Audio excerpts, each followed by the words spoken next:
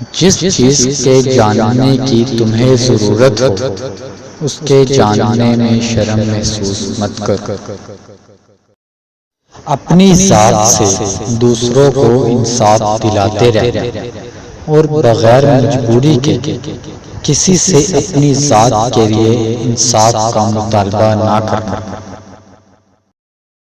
کسی مسلمان یا ذمی سے دشمنی سے مول نہ لینا اور اللہ کی عطا کردہ مال و عزت پر قناعت اختیار کرتے رہنا۔ اپنا پاس موجود مال میں کفایت شعاری سے کام لیا کرو اور لوگوں سے بے نیاز ہو جایا کرو۔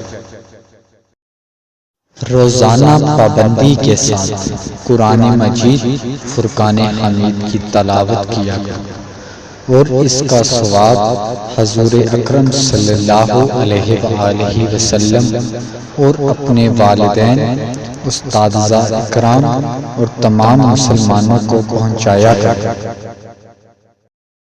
اپنا راز، مال، دولت، اختلاف رائے کی صورت میں اپنا موقف اور آنے جانے کے اوقات لوگوں سے پوشیدہ رکھنا۔ اپنے پڑوسیوں کی دی گئی تکالیف کو برداشت کرو اور ان کے ساتھ بھلائی کرو۔ جس لڑکے کو دیکھ کر شہوت آئے تم اس کے ساتھ گفتگو نہ کرنا کیونکہ وہ فتنے کا باعث ہے۔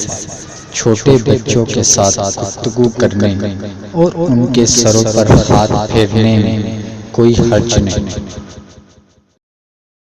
اپنا شمار عام لوگوں میں کرو لیکن علمی مقام و مرتبہ کا لحاظ رکھنا۔ برے کاموں ہرگز لوگوں کے پیچھے مت چلو بلکہ اچھے کاموں میں ان کی پیروی کرو۔